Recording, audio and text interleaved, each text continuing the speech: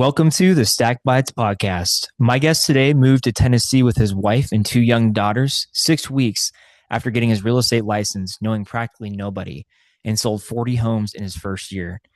Bernie Gallerani is the founder of Bernie Gallerani Real Estate in Hendersonville, Tennessee. He has been the number one team in his MLS for both dollar volume and number of transactions for 7 consecutive years. He's closed over $2 billion in career sales, leads a team of more than 25 agents, and closes over 600 transactions every single year. He appears monthly on Nashville's News Channel 5 as the real estate expert, backs every listing with a 30-day home sale guarantee, and runs a podcast called Success is Not Convenient. Everything about how he built this business is proof of exactly that. Please welcome Bernie Gallerani. I'm Bernie Gallerani. I've live in Nashville, Tennessee, and been selling real estate here since 2005, since January of 2005. I moved out here from Las Vegas in 2005. And so actually I moved out in 2004 and started selling in 2005. I had a license in Las Vegas. However, I never really sold any homes there. I didn't sell any homes until I moved here. Mm-hmm. And so it's been a 22 year journey. Lots of interesting a lot of interesting things happen when you not only are you in real estate for 22 years, but when you're in real estate, selling houses, building teams, starting other companies. So it's been, I would say it's been a fun journey, but it's been a also tough journey. Right. And just before we dig into the origin story and everything, is there a stark difference between the Las Vegas market as well and comparing it to the Hendersonville or Nashville area or market? Well, I didn't really, as far as my experience in selling homes, of course, I didn't sell homes in Las Vegas. So I can't really relate it to how I've experienced stuff out here. Selling houses is selling houses, I think. I mean, the process is very similar. People might be a little bit different. Emotions might be a little bit different. Thought process might be a little different. But the only thing I really have to compare to is what I'm doing here. Okay, yeah, no problem. So I want to get into the origin story, kind of how you started and everything. So you grew up in HUD-assisted housing, and now you're running essentially a $2 billion real estate career out of Hendersonville in Nashville, Tennessee. So most people never talk about where they actually started from. Can you take us back to the beginning, kind of what was life growing up, and then where did you first believe that this was something that was possible for you? Yeah. Well, I think I think for most kids, when they grow up without money, they kind of live in an area that, they're associating with people, financial stabilities like other people in their community, right? I mean, typically, poor kids aren't living in rich kid neighborhoods. And unfortunately, or fortunately, I think it was a blessing, as I had just the opposite of what most people deal with. I was a poor kid where yes, my mother was living in a subsidized housing community that government subsidized that living. We had food stamps. We were raised on food stamps. But I lived in Palm Springs, California. So I lived in an area that had a lot of money. I just lived in a HUD housing complex because I think in any big city, any city general, they have to have some low income housing requirements and developments within nicer towns. And so I was just one of those people that, even though we were not as fortunate financially as a lot of the people around us, I think the blessing in it was that I got to see money.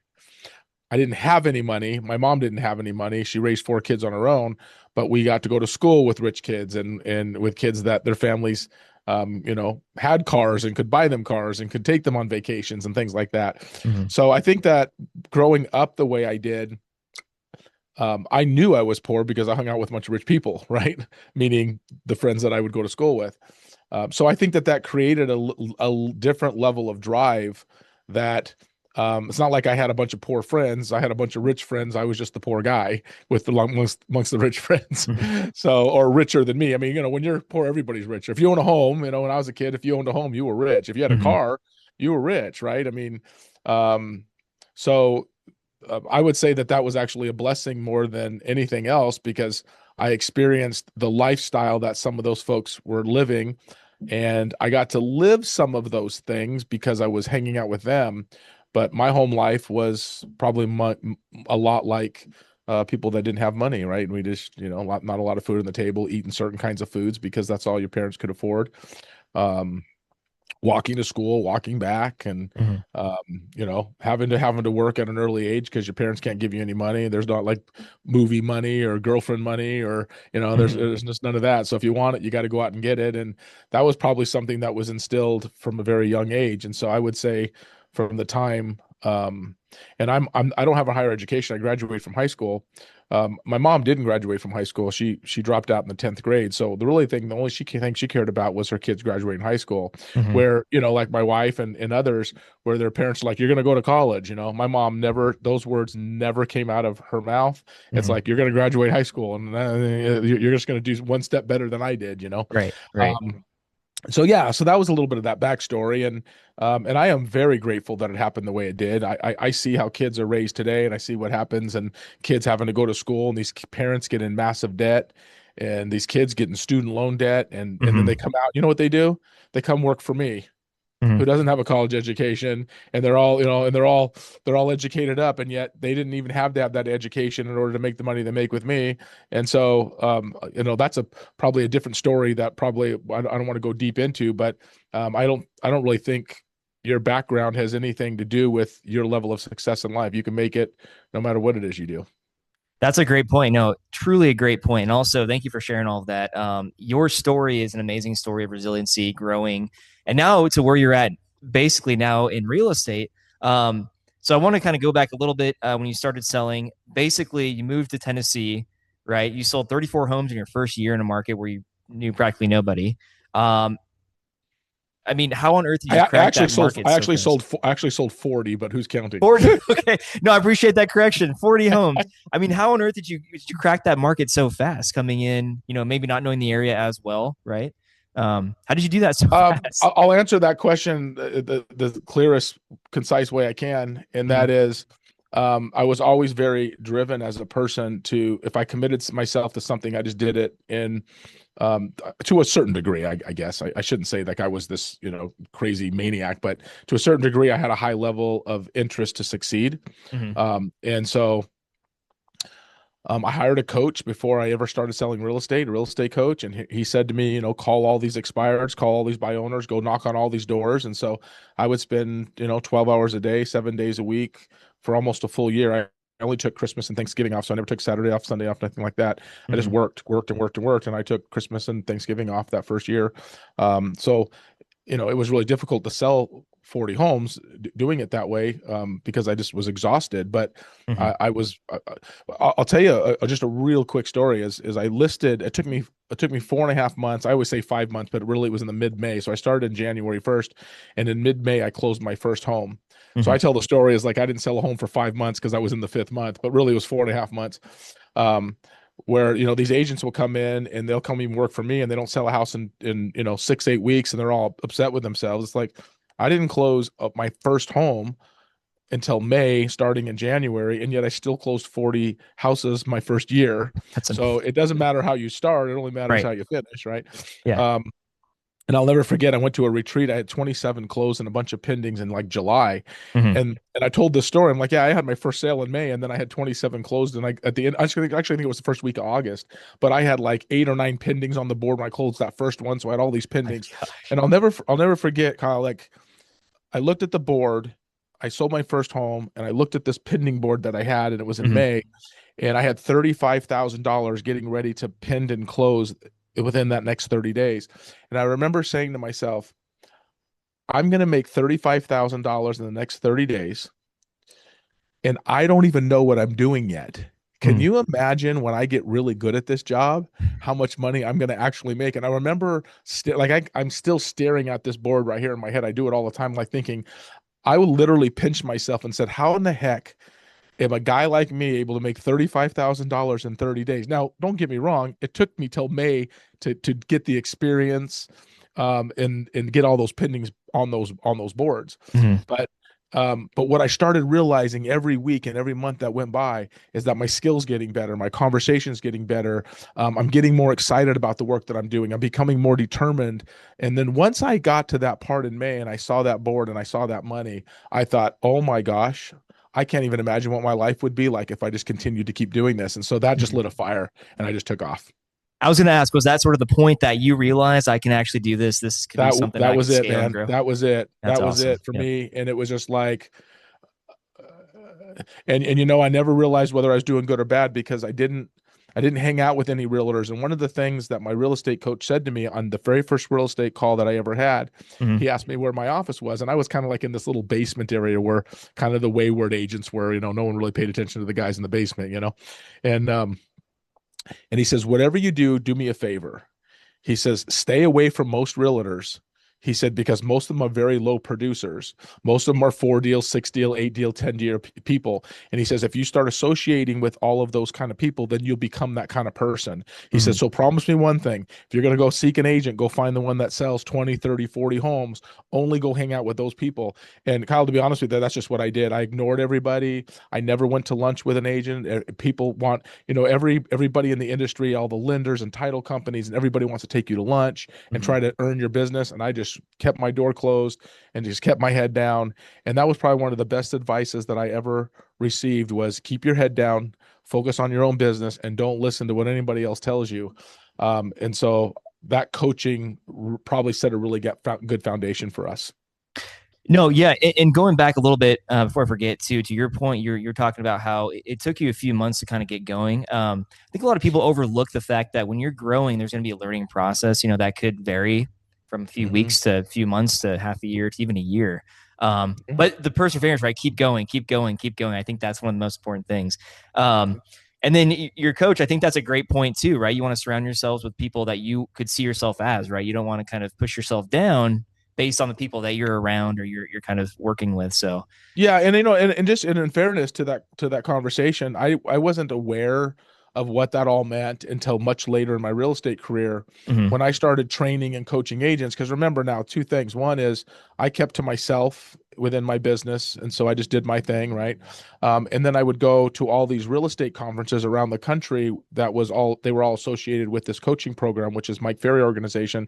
mhm, And then I would go meet all these people selling 100, 200 homes a year, making millions of dollars. And I'm like, and then my coach would always say, these are the people you hang out with. These are the people you talk to. These are the people you build masterminds with. These are the people you associate with, not these people in your office, but mhm, these people. And so it was interesting. I would keep my head down.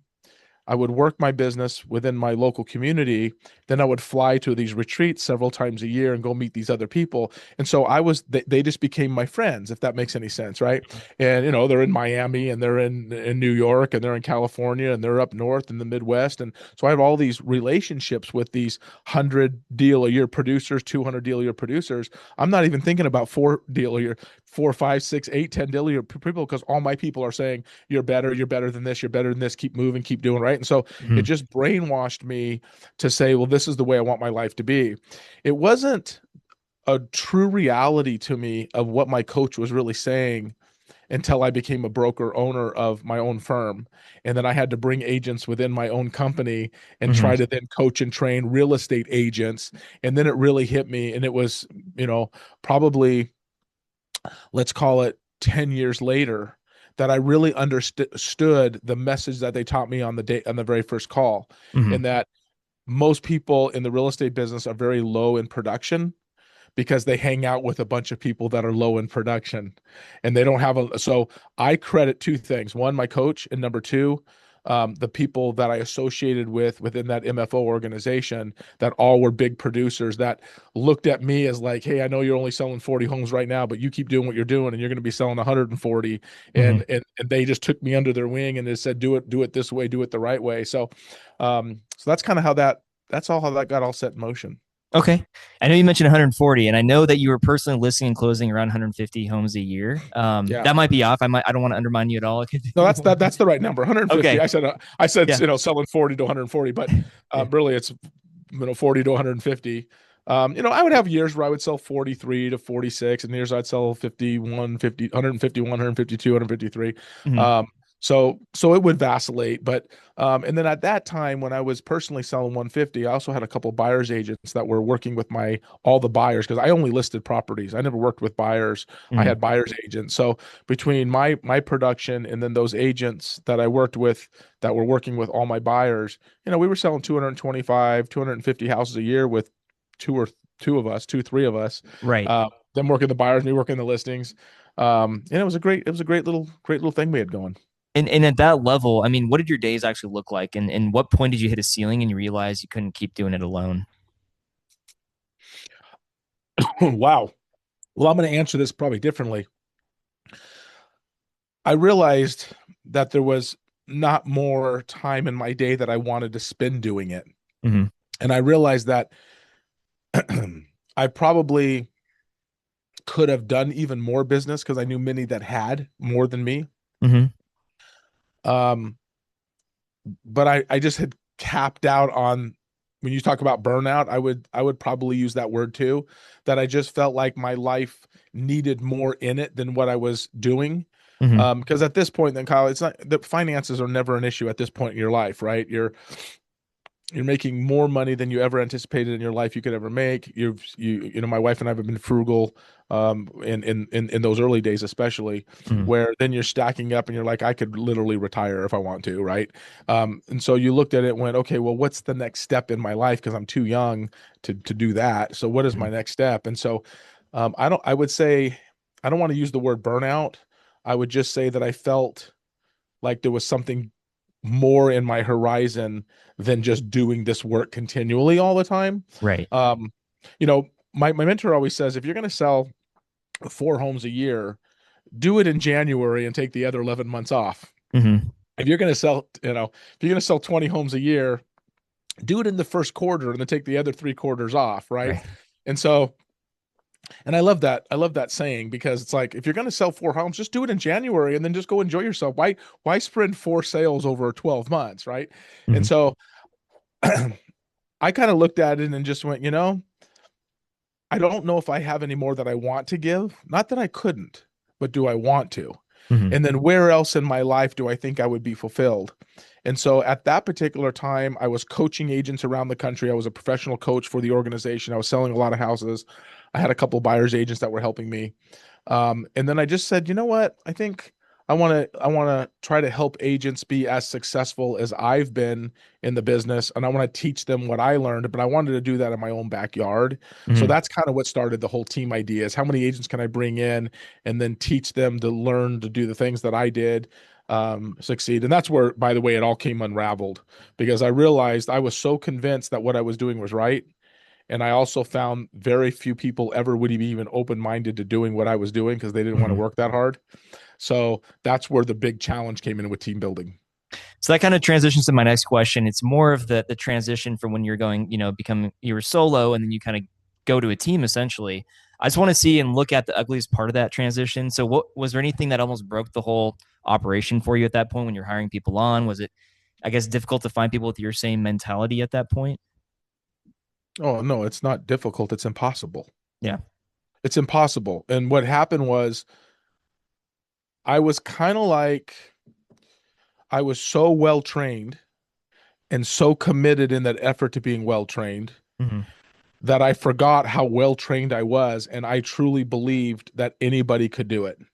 Like I believed I could take you and go, hey, dude, just do all of this stuff, and Hmm. you'll be wealthy, right? You'll help all these families, and you'll have a life that you. And what I realized was that most people don't have the grit that it takes, that the discipline. Um, we're all so stuck in our identification of who we are. And so when you're training an agent and they're like, well, I don't really like prospecting and that makes me feel uncomfortable and I Hmm. don't like rejection, right? You follow what I'm saying? So Yeah. they come up with inside of their head, a belief system that they think how they feel is actually true. And so you then try to go, no, this is just a condition that you've believed in. It's not really who you are. You just camp out on that long enough. You feel comfortable with it. And so Hmm. the challenge was I didn't have those issues. Um, Probably, Kyle, because of how I was raised. Hmm. My mom would never allow that kind of thinking to participate in my life. And so she had to have raised somebody. I feel she raised somebody with even my siblings too. I think they're very similar. Everybody has a very successful life, that are my siblings. And so we all took this lifestyle and did something really positive with it in our Hmm. careers. I don't know if it was poverty or if it was my mother, and I'm going to put more of it on my mother, but poverty was certainly a factor in all of that. And so the challenge that I had was accepting the challenge to train agents. The fault that I had was thinking that they had the same determination and grit that I had, and that Hmm. I had to go through all that emotional thing about training people and realize that in order for me to scale a company, I had to water down my intention because Hmm. my methods were not scalable. They weren't scalable because you can't teach somebody grit. Hmm. You can't teach somebody effort. No matter how much I know about success and sales skills, you can't teach somebody determination. You can't, right? You can't uplift Yeah. the downtrodden. So you have to, if they have grit and they have determination, I can teach you and we can do really well. Let me give you an example. I have an agent who works with me and has been with me now for 10 years. She started with me at the age of 20. She was too young to become an agent, but she was a fairly talented person. I could see something in her, and what I identified in her later in life, I didn't see in the beginning. So there was something there that maybe I couldn't put my finger on, but Hmm. um, she's become my most successful agent. She makes well over $1 million a year in our company. Um, and so she went from making $250 a week to making a seven-figure income because of her grit determination. But I've had so many other ones that you teach the same method to, and they really can't even get out of their own way. Yeah, sometimes I feel like it's just embedded in the person, right? There's so much that coaching or teaching can really do, but I truly feel, and kind of to your point too, it's like it's got to be something inside, that kind of drives you as Mhm. well. I'm sure coaching and teaching kind of fine tune certain things, but yeah, I mean, ultimately, I think it's really in the characteristic or the person themselves where that comes from. And it sounds, Well, yeah, and I think it's easy for people to say, because I've heard this said about me, and I probably have said this about other people too, where mhm, like, oh, that person's unique based on their talent. And what I've learned at my age and running this team is it's not that we're unique in our talent, we're unique in our level of determination. mhm, Because when you have a level of determination, the skills that are required to succeed show up. Is that fair? Right? They yeah, just show up yeah, because what happens is they always say, isn't it funny how the luckiest things happen to the people who work the hardest? Right? You've heard yeah, that one before, right? And yeah, so it's like, no, I don't think that there's any special talent other no, than we have to get out of our own way, because when you're hurting so bad, if you have so much determination as a human being, in my case, I wanted to get out of my situation, right? mhm, In my case, I had money that influenced me. In my case, I had a mom that was very determined to shape human beings to become successful in life. And mhm. so I would say between the combination of that and my upbringing, it made me very determined. And that's all it took. It did not take skill. I graduated high school, and barely, by the way. Your high school counselor's like, hey man, by the way, you ain't gonna graduate if you continue to Mhm. keep paying this thing. You're like, okay, I'll show you, kind of Yeah. thing, right? Um, and it's like, you barely get out of school, then you're 18 years old, you get out of school, you know what I'm going to do, I'm going to go get a job, Mhm. right? And then, but what I'm saying is, people think like you have to be smart and educated to have a successful business.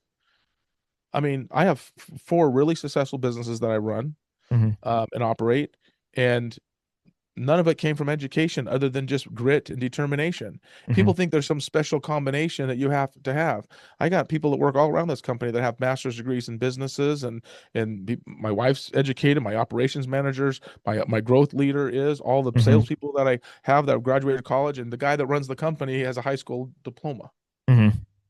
It's pretty amazing determination. I think that's the winning formula right there. Honestly, Yeah. um, I want to focus in now in terms of hiring people for your team. And you gotta be honest with us too. So, what are the biggest hiring mistakes you made on the way to building to where you are now? And second part to that too, how do you think about who actually belongs on a high performance team versus who just looks good, in an interview or even on paper? I'm going to answer that two ways. High performance team is a tough thing to scale because there's not enough people with enough determination to be a high performer. Um, Biggest mistake that I've made is that believing people would actually have the determination to succeed at a high level, or even the want. There's a difference between I want something and I'm willing to change my identity for it. Is that Mm-hmm. fair? A fair statement, right? So I would say the biggest mistake that I made is believing that everybody would do the work if I taught them to do it. Mm-hmm. Um, so that was the biggest mistake I made in team building and hiring people, was that I thought that they would, if I taught them the secret sauce, they would actually eat it. Mm-hmm. They had no interest in really eating it because they wanted to know what the ingredients were, and they were dissecting it and then made determinations that, no, that's just not for me. But that's an identity problem really more than anything else. So I would say that what is working for me and what I realized is that you have to meet people where they are. So I would want to, for example, I'd want to take on, and I use this analogy. If you have a 3 or a 1 or a 7 or a 10, like 10 being the top dog. Mm-hmm. If I hire a 3, I used to think I can make him a 10.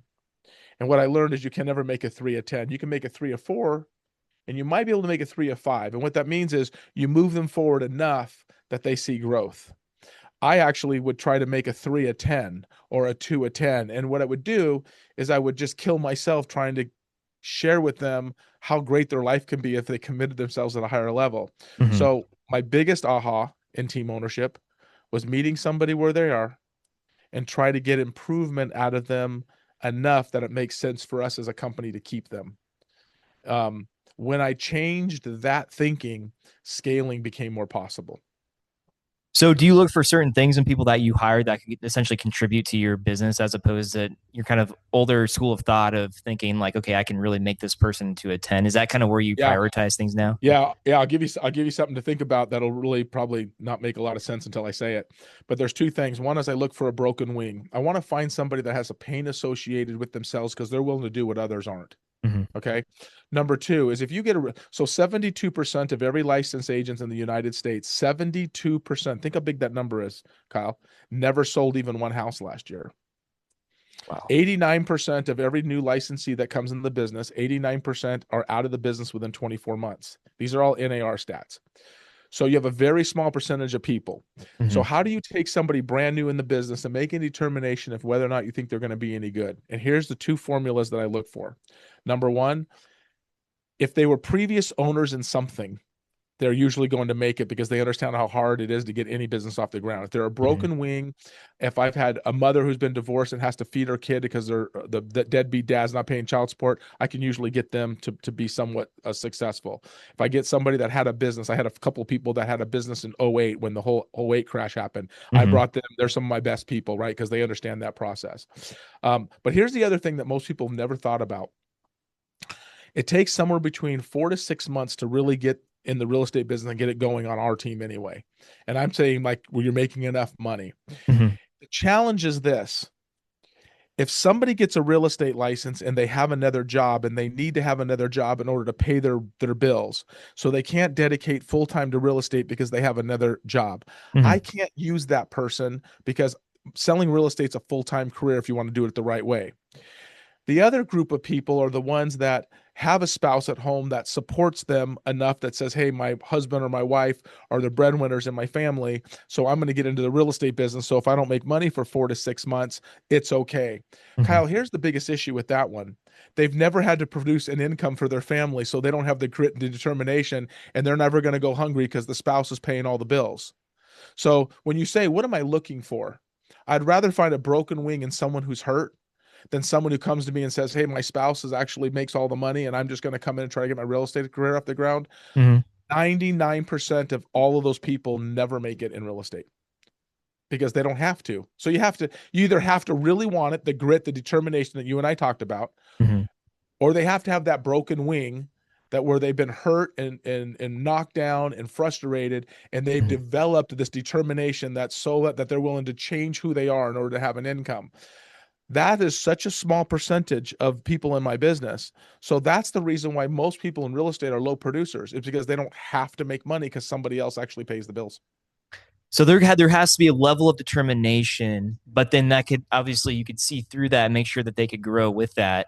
I like that. I like that a lot. That mantra. I'm gonna start using that for my own sake of just like you need determination and grit to get through. To to keep persevering, to keep going, all of that. I think that's so true. And let me give your listeners, if there's team owners out there listening, and how we do that is when we're interviewing the agent, we ask them, we say, can you go 4 to 6 months without earning an income? And Mm-hmm. they'll go, yes. And we'll say, great. So you must have somebody in the family, a breadwinner that supports you. They'll say, yes, that Mm-hmm. is a red flag for us.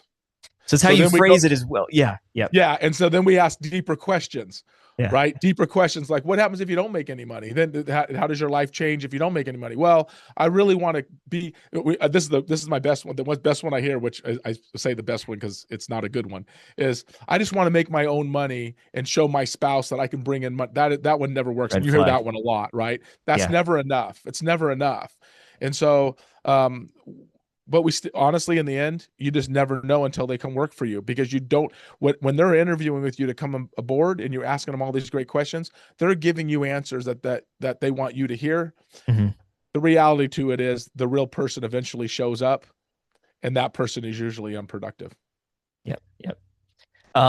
Now, for you personally, when things get hard for you, specifically in the business, and we keep talking about having determination, grit, all of that, but what was the thing in the past as you were growing that almost made you quit? Was there something that kind of made you rethink everything, or a situation that you were put in with your business, or did you just keep going? Yeah, I would never think about quitting about anything. Like, Mm-hmm. I have a pretty big goal right now, and I'm doing about 300 million in house sales a year. We've done 2 billion. We did 16 or in 17 years, we did 1 billion. In the last 4 years, we did the second billion. And I Mm-hmm. said to myself, well, why aren't we doing $1 billion a year? So I tailored a plan to do $1 billion a year. Now I need 36 months to complete this goal to get it to 1 billion a year. But that's a pretty big task. Mm-hmm. And um, once we set our mind to it, it's just the only thing we think about. And one thing we have to know, and anybody has to know, is when you set a hairy, audacious goal like that, there's going to be many days that makes you feel like you want to quit. But I already know up front I'm going to have that. So when I feel frustrated and overwhelmed, which I do at times, Mm-hmm. I just know that's part of the growing process. That's all when I feel that, I've convinced myself that it's just a growing process, meaning I don't feel defeated when most people feel defeated, or frustrated. When I'm frustrated, most people will feel a little bit defeated. To me, I look at that and go, well, that's me growing, because I Mm-hmm. wouldn't be having this feeling unless I'm stretching my limit, Right. my Right. limit, my limit. So I look at it and go, man, I must be really doing something powerful here, because I'm stretching my limit. Yeah. I actually make joy out of it, Kyle, than I do. Like, people go, oh man, I can't believe things aren't working for me. I'm like, oh, things must be really going for me, because I'm stretching who I used to be and Right. becoming a person who I need to be. Yeah. I mean, you learn from everything, right? Whether it's, Yeah. yeah, like you said, if you're trying to grow from it, if nothing's going right, you essentially learn from it all. So I think it's all, Yeah. all be spun as being something positive for you, right? That you can kind of drive on and learn from. And I want to highlight something too. So 7 consecutive years as the number one team in MLS for both dollar volume and transactions. That doesn't sound like just a hot streak. That's an actual system that you're producing. So when you look at the teams in your market that are number 2, 3, and 4 behind you, what are they specifically missing that you have already figured out? Or are you able to, talk about that? Is there a secret sauce that you have already, or There's no what have you secret figured sauce. out? No, there's no secret sauce. And I'm going to be totally honest with you, man. None of the things that I do, I created, I stole from other people. And what I mean by that, I actually did something on my own podcast where I'm like, I steal all the ideas that I have inside my company from other companies. Mm-hmm. So all those people that are 2 and 3, I've taken their ideas. They've probably taken some of my ideas. Why am I where I'm at? Man, sometimes you just get lucky, man. You know what I'm saying? And Mm-hmm. and so I think here's what I would say. There's a lot of really great quality teams in my market. Um, and I got a lot of them nipping at my heels. Mm-hmm. Um, and I will say this to you. I love competition, because I think they're doing something I'm not doing. I can learn from that. Mm-hmm. So it's not always great being number one. I got to be honest with you, because the pressure it puts on you to stay there, Mm-hmm. and that pressure also creates complacency.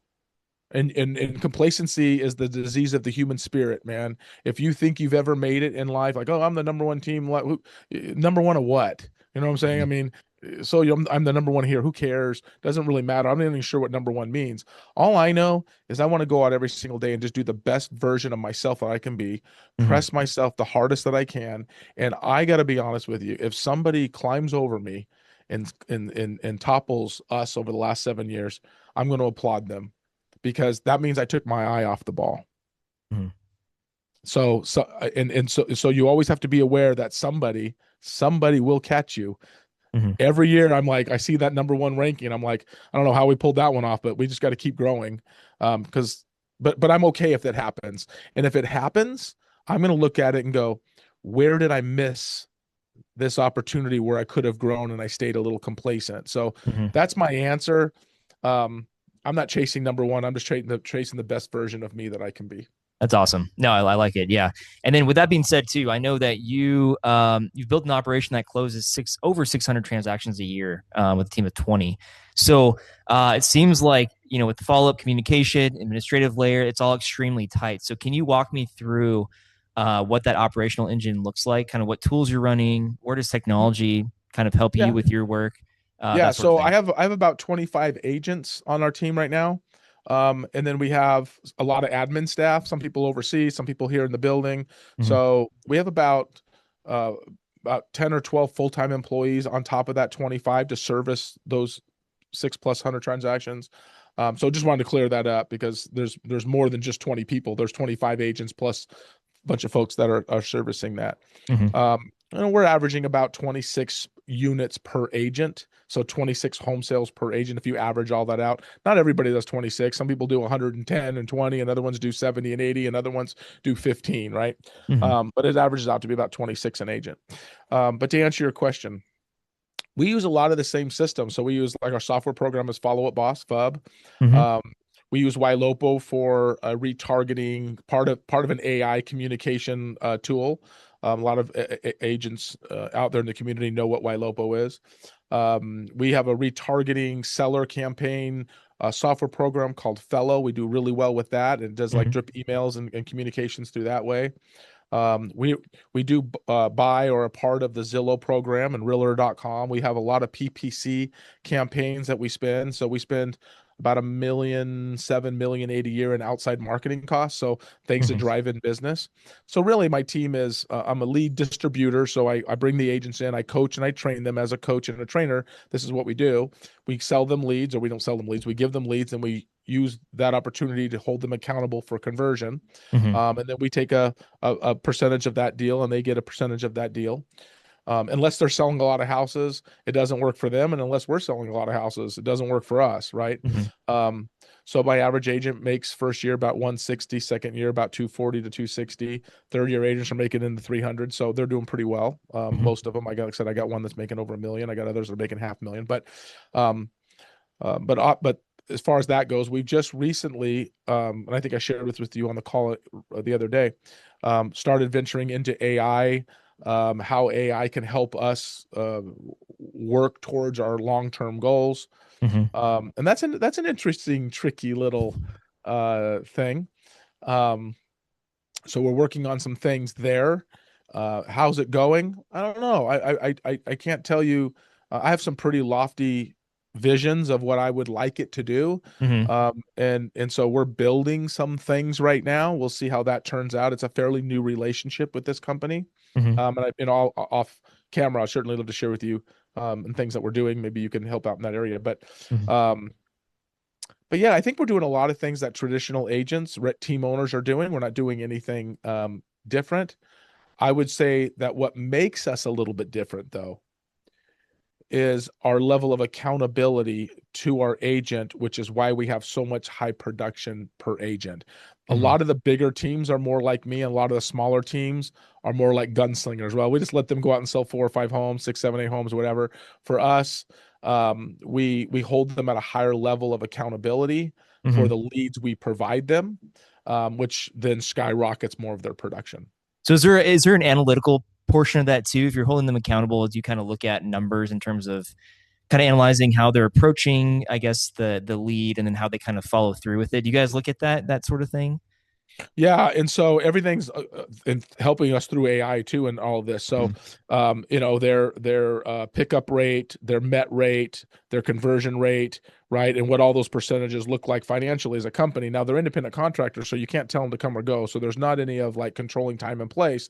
Right. But what we can control is, are we going to give you 5 leads, 10 leads, 20 leads, 30, 40 leads, or we're going to give you 0? Mm-hmm. So the difference between 0 and let's just call it 30 leads is conversion percentage. Mm-hmm. So if you meet those metrics, and so the higher their conversion rate, the higher the amount of leads they get. So they get rewarded for more opportunities. Oh, okay. Okay. Yeah, so it's kind of like I'm dangling this little carrot, you get Right. this, and I'm dangling this bigger carrot. So, here's what I always try to tell them. If you're closing at 8% and this guy's closing at 25%, Mm-hmm. who do you think I want to give the most leads to, right? The one Yeah, that's that's a great 25. approach. Yeah, I had never heard of that before, but honestly, I mean, that's a great approach. Yeah, and I think that, and what's really interesting though is the ones that close at a lower rate Mm-hmm. always close at a lower rate. And the ones that close at a higher rate always close at a higher rate. But the ones that close at a higher rate sometimes will dip down into the lower rate, even though they might spend 80% of their time in the upper rate. Mm-hmm. And I know that is a complacency issue. They've made a little bit of money this last 90 days, and I'll have to get back on and do a little coaching session with them and go, listen, Yeah. man, what's going on? You were here, what's going on? And they'll give me a bunch of reasons, and I'll try to coach them through it. But what's really interesting though, the ones that are low producers, 80% of the time, Mm-hmm. they never climb up. They Really? just they don't have the grit to do it. They're just, Yeah. Yeah. they just don't have that grit. But as long as they meet the minimum requirement for us is 7%. As Mm-hmm. long as they meet that 7% requirement, we have them on a scale of leads. If they drop below that number, they get off of leads until they pull what's out of their database up so they can bump up over that 7%, and then we'll Mm-hmm. pick it back on. So that's how they go on and off, is based on their conversion percentage. So I keep hearing determination and then complacency. So I think those are honestly the two main pieces of this formula here that are the successful formula here. But no, I like it. I kind of want to touch now on AI. A lot of people are hesitant in using it and implementing it, but it sounds like you're kind of jumping on it. And I do feel like a lot of companies aren't jumping into it quick enough and at least learning about it, because I feel like it's going to be here for a while, right? And I do feel though that there is some human kind of oversight needed. Obviously, it's not going to automate completely everything, Yeah. but it sounds like you've already implemented it into your workplace. So, can you tell us kind of where AI or automation has made your business better, and then where do you think that humans should kind of still stay in the loop in terms of, is it communication? Is that where humans should kind of stay, or kind of what part of the process? Yeah, I mean, I don't think that this is my opinion. I could be wrong, and I probably will be proven wrong at some point. But it's really hard to replace human connection to another human, Mm-hmm. right? So that is the if an agent's going, well, am I going to be replaced by an AI? If you're a salesperson and you have a connection with a human, no. Right. I don't. Not that I can see. It doesn't mean it won't happen. I've been proven wrong on a lot of things though, but I just don't see that. And I think if that does happen, it's going to be a while, right? Mm-hmm. I'm going to be out of the business before I think that ever happens. But where I think AI is really important is in the communication through conversational AI, through Mm-hmm. texting services and response mechanisms. Um, right now you're calling companies today and AI is answering the phone, having conversations with you, and we're building something like that now. But think about these companies now that have somebody at the front desk who has a conversation, where that conversation is just so real now today. My Mm-hmm. wife called a HVAC company a couple months ago. She had it on speakerphone, and for one of our rental properties we have, Mm-hmm. and it was literally like talking. I mean, I could tell it wasn't a real person, but it was about as real as you could possibly get, right? Right. For Right. what we have today. And I Right. just went, that is just fascinating. And she called it, and because we were a client, it already knew her name. And Mm-hmm. her name's Wendy. And they said, "Oh, hello, Wendy. How are you?" And right. And it's like, "Oh, hey, Yeah. whatever." And it was so impressive. Mm-hmm. I thought, well, there goes the front desk person answering the phone. They're gone, right? Right. And so you look at it and go, where can you replace pieces in your business to Mm-hmm. serve? AI doesn't get sick. Yeah. AI doesn't need a personal day. Right. 24/7 on Yeah, all the AI time. doesn't care Right. about working Essentially. nights and weekends, right? You Right. follow what Yeah. I'm saying? And Yep. so I think that what people are going to do is they're going to find ways to use AI for a communication tool. We're using it now. We're building it for some of our contact management systems. So when agents upload things, potentially is what we're building, upload things, how AI then spits back stuff, paperwork or notifications to the agent says, you don't have this document, you don't have this document. I mean, you can't submit this till this and this happens, Yeah. versus a live person going and doing all of those kinds of things, right? Right. And so those are where we're trying to use it now. So I would say communications, a communication AI, conversational AI, maybe is a better way of putting it, and then some automated systems within contracts and things like that. Mm-hmm. And then with our ISA team, calling features, trying to get people's interest in, hey, listen, do you want to talk to an agent right now? Can I send you other properties? Is there something like in having this AI just have this conversation? I don't think it's replacing my inside sales team, Mm-hmm. but I think what it does is it allows me to add more volume into my system and then keep my current AI team. Right, right. Yeah, and I think you guys are correctly using it. I mean, I think it's finding the right place of where you can use AI that's beneficial to you. And a lot of people again are just kind of fearful of it because they think it's going to automate literally everything, but I don't think that's the way to go about it. I think it's trying to figure out where you can implement it that where it would help you out. And I do like how you guys are kind of using that for the communication slash conversational aspect of it. But yeah, you're right. You can kind of still tell a little bit in terms of the AI bots when you're speaking to them, but they are getting pretty realistic. It's kind of scary, Yeah, I mean, you know? listen, if I can find the AI to replace me, then what the heck would I need to come to work every day for, right? And so I don't think it's not replacing me. It's not replacing some of my management team. It's not there's a lot of people that aren't getting replaced. Yeah. Most people, actually, most people in my company will not lose their jobs. But I think if you look at it right, it just aids in other things. Like I don't Hmm. want to replace my ISA team. I just want to add more volume to the effort in which is going on, Right. because you still need to have human connection, Hmm. right? I mean, there's something really powerful about rapport building and human connection and liking people and feeling comfortable with people. And it's hard for an AI to do that. So Hmm. I don't feel like anybody in my company has jeopardy of losing their job. Now, again, I don't know, but from where I see it, I just think that we have tools that aid in things to make it easier in our process. Right. Right. Exactly. Yeah. And I think you're right. I think there still needs to be that personal connection on the sales side of it, right? But hopefully a lot of other things. I mean, there's a lot of other things that it could be used for, and I just feel like people need to be a little more open to it, right? I've talked to a lot of real estate business owners, and they're just kind of very hesitant and even looking into it at least and learning about it. But like I said, I think it's here to stay. So I think you guys are doing great in terms of kind of jumping ahead of the curve and learning about it. So Well, what's the worst case scenario? We investigate it. We add one or two things. mhm, Maybe it wasn't as impactful as we thought. But if we don't stay on top of it, and if you're throwing a blind eye to it, I think that's a huge mistake for team owners. I think mhm, rolling up your sleeves and just educating yourself, what's possible. What does it hurt to drop a few $1,000, or we're spending more than that with stuff we're building, but what does it hurt to spend a few $1,000s to get somebody to consult you on it and look at your company and go, what if you did this and this and this and this? At least you have knowledge. right. Do you see what I'm saying? Yeah, And then you make an educated decision instead of an ignorant decision. right. And I 100% agree. And I think there's so many tools out there as well. Like once you start learning about it, I think it can become very overwhelming. And I think it's honestly, it's beneficial to at least kind of know and start looking at tools or services or whatever you're looking at, just so you're aware of it, right? And kind of, oh, we've tried that, it didn't work in the past. Let's try something else and kind of pivot and move on. But yeah, familiarity I think is huge, at least for now for AI. Yeah, Maybe not full implementation yet, but I think definitely familiarity and then just like you're saying, testing. I think that's the best thing to be doing right now. So that's um, it. yeah. So last question for you. So it's kind of a scenario based question, but so let's say there's a real estate agent listening to this right now who's doing okay, maybe 30, 40 deals a year, but they're stuck. They know something needs to change, but they don't know what it is. And you've been there at some point, but what do you tell them? How did they kind of get out of that rut and get going? I'm going to give you an answer, but first off, they're doing 30, 40 transactions a year. Congratulations to them, because they're probably the number one agent in their office. Because that's a lot of transactions, right? The average agent sells 4 homes a year. So you're selling 30 to 40. You're a rock star already in your building. So I'd say congratulations to them. Okay. Uh, okay, so here's my answer, and probably not one that's going to be popular. And we talked about it a little bit, and you mentioned it. My mentor has always said to me, you know, the reason you financially stop growing is because you're complacent with your income. Hmm. And the reason that you're complacent with your income is because you don't have big enough goals for shooting for bigger, better things. And so what he would say to me, and has said to me for many, many years, is Is there a better car you would like to drive? Is there a better home you'd like to live in? Is there a better way that you'd like to travel?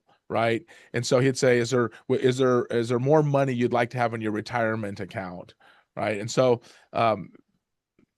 I was faced with this problem when I was, probably when I was probably about 80, 90 transactions. I was doing very well financially, more money than I have ever thought I could earn in a year. And I stopped growing a little bit. And I stuck in this realm for about 3 years. And my mentor, I was having dinner with him up in Ohio, or not dinner, I'm sorry, it was a breakfast. Mm-hmm. And he really called me out on my level of complacency. And he said, I won't tell you what I said, or I won't tell you what he said, because it Mm-hmm. was pretty brutal. Um, but when he mentioned the things he mentioned to me, it really bothered me, because when I thought about it driving home, I had a 4-hour drive home from this event I was at, and when he shared it with me, and I thought, I think he's absolutely right. I'm in a place in my life where I'm making more money than I ever thought I could make, as that 30 to 40 deal a year agent is doing. Mm-hmm. And because it exceeded my expectations, I made a choice to stop growing and stop dreaming of something bigger, because everything I had ever thought was possible, I already had. Is that fair? Mm-hmm.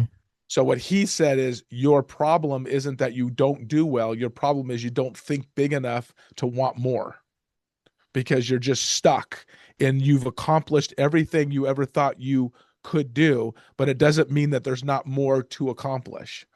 And so I drove home actually, to be honest with you, pretty upset with him.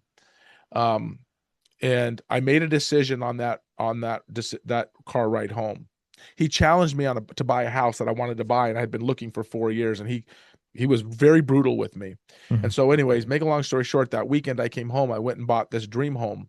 That next day, I went and looked at a bunch of homes that I had been procrastinating to buy for 4 years, Mm-hmm. because I was complacent, I was fearful, I was telling myself a story. We all tell ourselves stories. So I bought this home. In the year that I bought my home, I doubled my income. And I called him like the next day after I bought the house, made the contract before I closed. And he's like, "Oh, that's really great." So I told him about it, whatever. And then the next year I doubled my income. And so I realized that he was right, that I would have been continually stuck there thinking that I was doing pretty well. Mm-hmm. I know I have agent friends of mine right now where I was selling 150. I know agents that are selling 300 by themselves. 300. Can you imagine? And Wow. so we put our own limitations on ourselves, whether they're transactional, let's just say at 4, 5, 6, 8, 10 deals, whether they're 40 or 50, because Mm-hmm. in the end of the day, some people actually think that if I'm selling 20 and then I go to sell 40, I have to work twice as hard. What I learned is it was easier to sell 40 than it was to sell 20. It was easier to sell 80 than it was to sell 40. And it was easier to sell 150 than it was to sell 120. Mm-hmm. I actually worked less to sell 150, but what I did was I worked really hard in the beginning to learn the skill that I needed. So I worked so hard the first couple of years until I started getting confident in who I was. Mm-hmm. And then I started applying that skill to leverage. And then what I started realizing was, wait a minute, I can work 30, 40 hours a week versus 80 to 100 hours a week and sell 150 versus selling 40, Right. right? Right. And so my final answer on this question you asked me is, you just don't dream big enough, and you get okay with being okay. And my question for everybody is, why was that number the number you decided that you was okay? So when I say to you, I'm going to do $1 billion a year, I'm okay at 300 million. You follow what I'm saying? Like, I am Yeah. not hurting at 300 million annually. But why did I make a decision to stop at 300 million? Mm-hmm. Because my financial needs are met? Yeah, but my desire for growing isn't met. And what happens after a billion? I don't know. Maybe 2 billion, 3 billion. Who knows? I don't know. Mm-hmm. Maybe I'll jump out of an airplane. I'm not sure what I'm going to do. But you have to just keep moving forward. And he has a private jet. He last year invited me to fly on his private jet with him to an event. And I got off his jet and I'm like, this is the way I want to live my life. Mm-hmm. He's like, well, then just choose to go live your life that way. This is just a choice.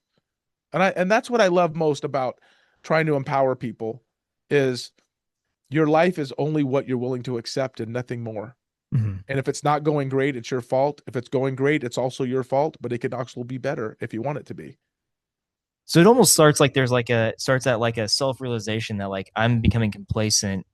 Maybe this is where I've already met my goal and now I need to seek a bigger goal or a bigger dream, right? To kind of help scale and get out of that. Um, yeah, because I mean to your point too, in order to scale, you're growing and scaling, but in order to get past that, you got to kind of shoot for higher, right? Like in terms of goals and dreams and yeah, I mean, it's a great Elon point. Musk It's talks about landing on the Mars, but if you put something on the moon too, that's still pretty far away from the Earth. And I true. look Yeah. at it and go, if you're shooting for 100 transactions and if you're doing 40, you're shooting for 100 and you land at 60, you're still doing better than you were at 40, Yeah, true. Yeah. right? Yeah. Yeah. And then next time you shoot for 100 again and you land at 80, you're still better than you were at 60. Hmm. And what it is you and me, and I don't know you very well, neither you don't know me very well either, but I would tell you, I've never met anybody who understands the level of complacency that we all live in it. Hmm. We all live in it in our marriage, in our relationship with our kids, our financial bank accounts, the cars we drive, the house we have, the money we have in the bank. We all live in a level of complacency. Our habits, our thoughts, everything is okay. It's just okay. And Hmm. when you make a decision, it's not okay anymore. Your life then changes. Yeah. But if you don't reinvent yourself, you don't think differently. And I told you, I mean, maybe I think of things differently than a lot of other people. But I believe that if you want to be a billionaire, you can be a billionaire. Hmm. Like now, do I think I can be? Yeah, but am I willing to go through that?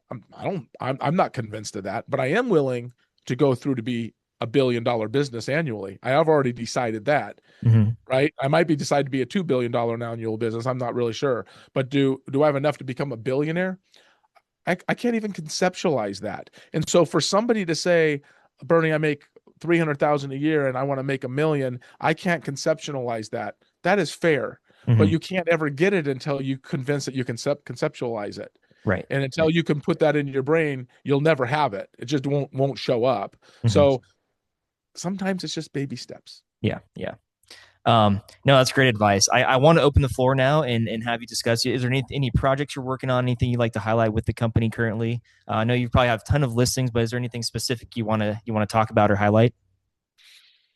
No, I would say, my brain is on building companies right now. And like I said, I have four of them that we run and operate. I own a title company, mortgage company. I have a pretty large rental portfolio too. So my wife and I are always adding Hmm. to that. And so between those other businesses that generate income, um, I'm a believer in this. If you're a team owner, hire the best darn people you can because there's a lot of smarter people on the planet than us. And so we live on blind spots constantly, things we don't know. You heard that saying, you don't know what you don't know, so you Yeah. don't know, Yeah. right? Yeah. And so, but there is somebody out there that knows it. Hmm. And because of our lack of hoarding, like my mentor recently said to me when we came up with this $1 billion plan, and I was concerned about a couple of things, how I was behaving. And he challenged me again. I told you he's always challenging me. I've been working with him for 22 years. Hmm. But he says, let me ask you a question. Are you protecting your income? Are you investing in your future? He says, because if you're protecting your income, then you're never taking a big enough risk to have a better future. Hmm. And that one line that he said to me changed everything on how I looked. And I was like, going, I am so satisfied with where I am. I'm protecting that and saying, can I just protect this? But what he's saying is, unless you're willing to wipe that out and throw that against the wall and say, I'm going to the next level, my income is irrelevant because Hmm. I'm achieving a new thing. And so I would just leave all your listeners with this thought about what I'm working on. Me, I'm the problem. It's not a billion a year. I'm the problem. It's not a billionaire. I'm the problem. So what am I working on? Me, 24/7.